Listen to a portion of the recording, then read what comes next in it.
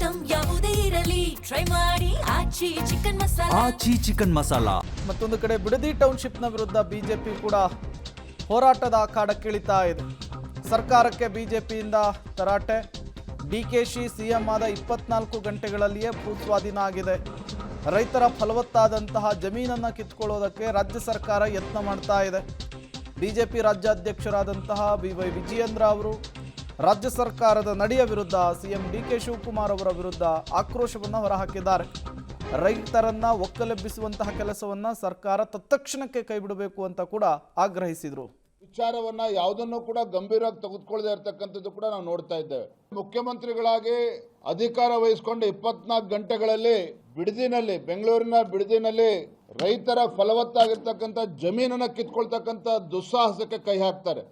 ನಾವು ರಾಜ್ಯ ಸರ್ಕಾರ ರೈತರಿಂದ ಬಲವಂತವಾಗಿ ಜಮೀನನ್ನು ಕಸ್ಕೊಳ್ಳೋದಿಲ್ಲ.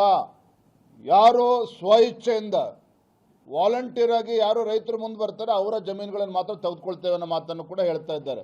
ಆದರೆ ವಾಸ್ತವಿಕ ಸತ್ಯ ಏನು ಅಂತ ಹೇಳಿದ್ರೆ, ನಾವು ಕೂಡ ಪ್ರದೇಶಕ್ಕೆ ಭೇಟಿಯನ್ನು ಕೊಟ್ಟಾಗ ರೈತರೇ ಹೇಳ್ಕೊಂಡಿರುವಂಥದ್ದು, ರಾತ್ರೋರಾತ್ರಿ ಗುಂಡಾಗಳು ಅವ್ರ ಮನೆ ಬಾಗಿಲಿಗೆ ಬರ್ತಾರೆ, ತಮ್ಮ ಜಮೀನನ್ನ ಬಿಡ್ಕೊಡ್ಬೇಕು ಅನ್ನುವ ಬೆದರಿಕೆಯನ್ನು ಕೂಡ ಒಡ್ತಾ ಇದ್ದಾರೆ ಅನ್ನೋದನ್ನ ಸ್ವತಃ ರೈತರುಗಳೇ ಹೇಳಿದ್ದಾರೆ. ಮತ್ತೊಂದು ಕಡೆ ಮುಖ್ಯಮಂತ್ರಿಗಳು ಕಪಟ ನಾಟಕವನ್ನು ಆಡ್ತಾ ಇದ್ದಾರೆ, ರೈತರು ಕೊಟ್ಟರೆ ಮಾತ್ರ ತೆಗೆದುಕೊಳ್ತೇವೆ ಅಂತೇಳಿ.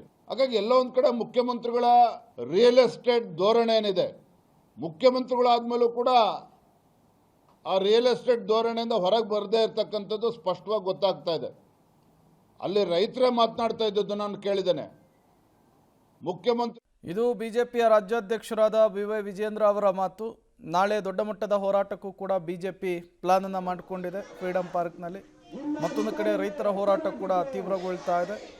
ಇದರ ನಡುವೆನೇ ಸರ್ಕಾರ ಈ ವಿಚಾರದಲ್ಲಿ ಯಾವ ರೀತಿಯ ಹೆಜ್ಜೆಯನ್ನಿಡುತ್ತೆ ಅನ್ನೋದು ತೀವ್ರ ಕುತೂಹಲಕ್ಕೆ ಕಾರಣವಾಗ್ತಾ ಇದೆ.